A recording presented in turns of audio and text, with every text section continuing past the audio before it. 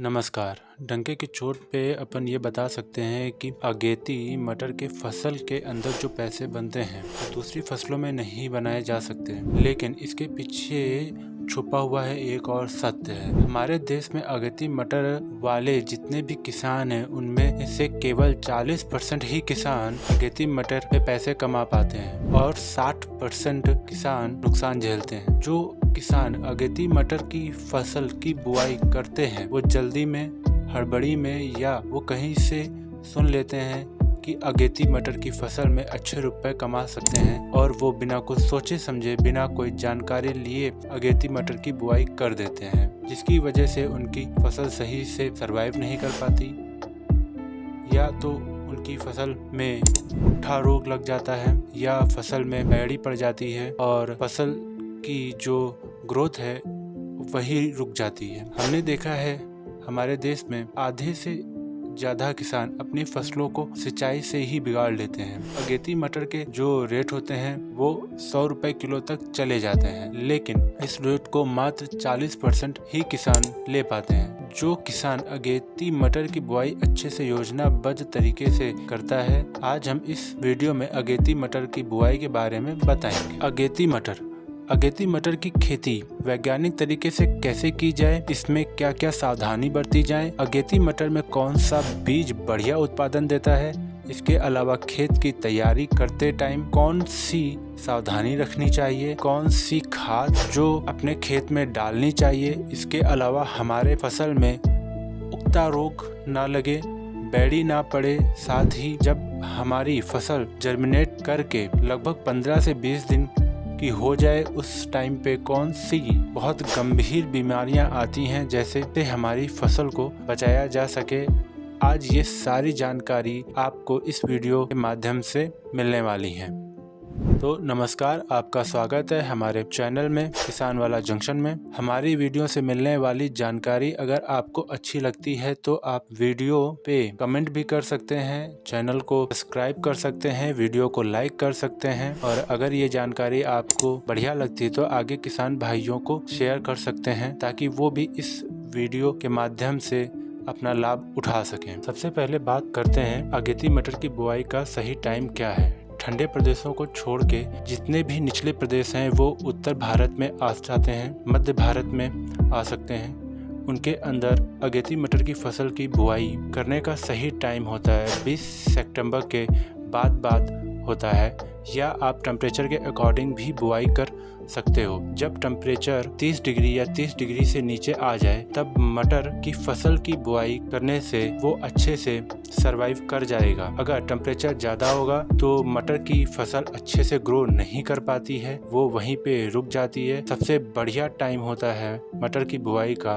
अक्टूबर महीने के अंदर मटर जो है ना वो सबसे अच्छे से सरवाइव कर जाता है। अब बात आती है रेट की, तो रेट के लिए थोड़ा पहले चलना पड़ेगा और कुछ एक्स्ट्रा एफर्ट्स डालने पड़ेंगे ताकि हमारी फसल बढ़िया से हो सके। अब बात आती है मिट्टी की कि किस मिट्टी के अंदर अगेती मटर की फसल बढ़िया से सरवाइव कर जाएगी। कोई भी उपजाऊ मिट्टी या दोमट मिट्टी, बलुई मिट्टी सबसे अच्छा ज़्यादा उपयुक्त होती है अगेती मटर के लिए। रही पीएच की बात, अगर आपके खेत का पीएच 6 से 7.5 है तो आप मटर का अच्छा उत्पादन कर सकते हैं। अब बात आती है खेत की तैयारी कैसे करें, ये बात सबसे ज़्यादा ही इम्पोर्टेंट है। इसके अंदर आपको क्या करना है, सबसे पहले आपको अपने खेत की जुताई कर देते हैं। हो सके तो सबसे पहले 6 से 8 ट्रॉली देसी सड़ी गली गोबर की खाद जरूर डाल दीजिए। अगर आपको मटर की फसल का अच्छा उत्पादन लेना है तो ये बात याद रखो कि जितना ज़्यादा खेत में कार्बन होगा, जितना ज़्यादा ऑर्गेनिक मटेरियल होगा, उतना ही मटर का पौधा स्ट्रेस से बच पाएगा, साथ ही वो अच्छे से बन पाएगा। वो आपको ये ध्यान रखना पड़ेगा कि सबसे पहले अपने खेत में सड़ा गला गोबर का खाद डालो या वर्मी कंपोस्ट के 10 बैग और खेत के अंदर डाल दो, जिससे बहुत ही बेस्ट रिजल्ट मिलेंगे आपको। फिर बात आती है रासायनिक खाद की। रासायनिक खाद के अंदर आती है 2 बैग सिंगल फॉस्फेट के और 1 बैग DAP। अब रही बात पोटास की, तो 30 किलो पर एकड़ के हिसाब से लेने हैं और इसके अंदर मिला देना है। और 5 किलो या तो रेजेंट या फिफ्रोनिल ले लीजिए या 5 किलो काल्टे हाइड्रोक्लोराइड ले लीजिए, इसके अंदर मिला दीजिए।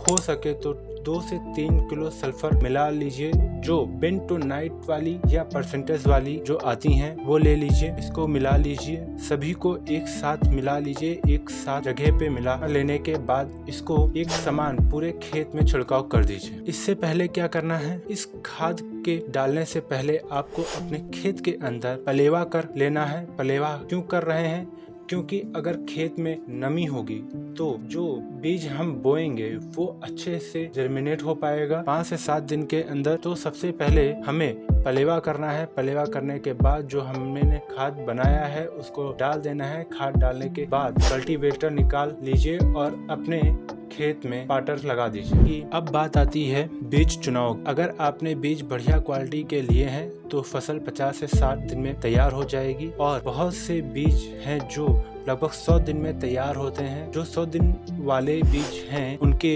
बढ़िया रेट आपको नहीं मिलेंगे, ये 100% तय है। जो मटर 50 से 60 दिन में तैयार होगा, अगेती वाली वैरायटी में वो सबसे बढ़िया पैसे बनाएंगे। उसके लिए सबसे जो ज्यादा लगने वाला बीज है GS10 एडवांटा कंपनी का। इसके अलावा MP3 नाम से जो मटर की वैरायटी आती है का भी बहुत सुंदर उत्पादन होता है। इसके अलावा आप आज़ादी के नाम से भी आती है और भी 2-3 किस्में आती हैं, इनको भी अपने खेतों में लगा सकते हैं। अब बात आती है सीड रेट की। कितना बीज रेट हम पर हेक्टेयर के हिसाब से कितना बीज ले सकते हैं भाई।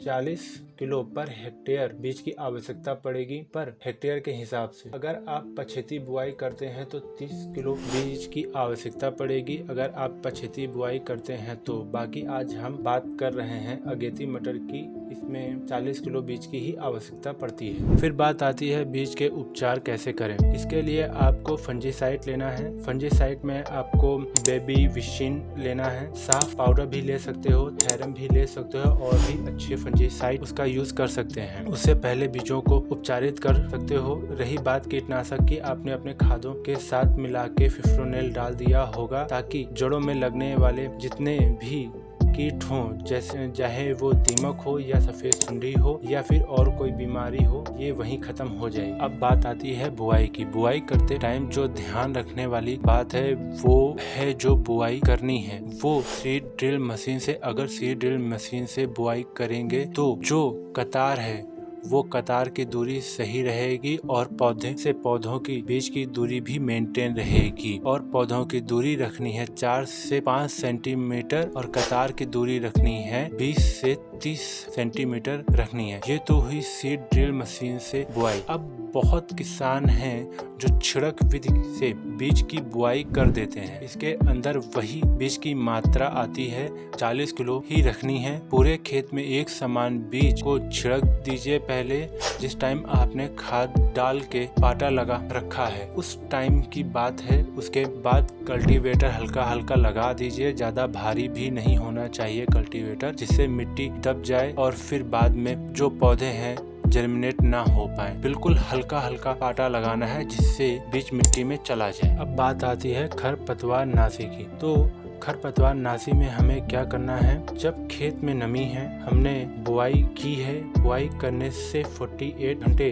के बीच के अंदर पेंडिमेथिलिन 1 लीटर पर हेक्टेयर के हिसाब से स्प्रे कर देना है। पेंडिमेथिलिन का स्प्रे करने से आने वाले 40 से 45 दिनों तक खरपतवार नहीं निकलेंगे। और सबसे बढ़िया यही है कि मटर की फसल का अच्छा उत्पादन के लिए खरपतवार नहीं होना चाहिए। और फिर भी खरपतवार निकल आते हैं या बुआई के टाइम आप पेंडिमेथिलिन का स्प्रे नहीं कर पाते हैं, तो जैसे ही आपकी फसल 15 से 20 दिन की हो जाए, निराई निकलवा दीजिए और जो खस्सी होती है उसे अपने खेत को हल्की हल्की गुड़ाई कर दीजिए। इससे ये होगा कि जो जड़ें हैं वो और अच्छे से मिट्टी में नीचे चली जाएंगी और पौधा अच्छे से ग्रो करेगा। अब बात आती है सिंचाई की। सिंचाई के अंदर विशेष ध्यान रखना होता है, जब हमारी फसल 40 दिन की हो जाए तब किसान को हल्की सिंचाई करनी है। अगर उसने ज्यादा सिंचाई की या ज्यादा पानी भरा तो निश्चित तौर से बीमारियां आ जाएंगी, जिनमें पुख्ता रोग भी लगेगा, उसमें बेड़ भी पड़ जाएंगी और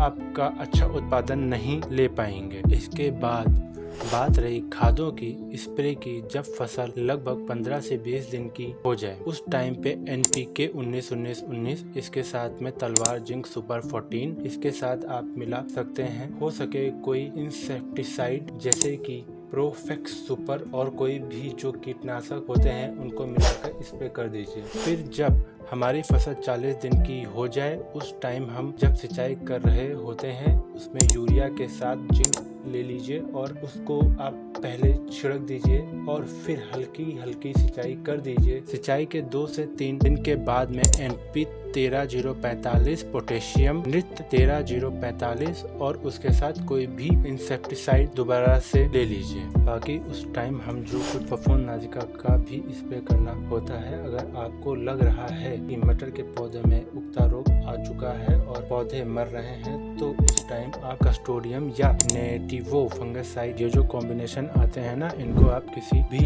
इंसेक्टिसाइड के साथ स्प्रे कर दीजिए। आप स्प्रे करने के बाद आप देखोगे कि आपकी फसल में लगने वाली गंभीर बीमारियां रुक जाएंगी। और रही बात आगे कौन से NPK का यूज करने हैं, जब हमारी फसल 50 दिन की हो जाए तब उस टाइम पे फूल आ रहे होते हैं और फलियां बन रही होती हैं, उस टाइम पे नोनो पोटेशियम फॉस्फेट 05234 और उसके अंदर बोरान ले लेना है, उसकी स्प्रे कर देनी है। बस आप ये काम कर लीजिए जिससे आपके पौधों में लगने वाली बीमारियां हैं वो नहीं लगेंगी, साथ में पौधा अच्छे से ग्रो करेगा। और रही उत्पादन की बात तो उत्पादन बहुत सुंदर होगा और मटर 50 से 60 दिन बाद बाजार पहुंच जाएगा और साल के सबसे ज्यादा रेट भी ले रहे होंगे और बढ़िया फसल से बढ़िया पैसे आप कमा रहे होंगे।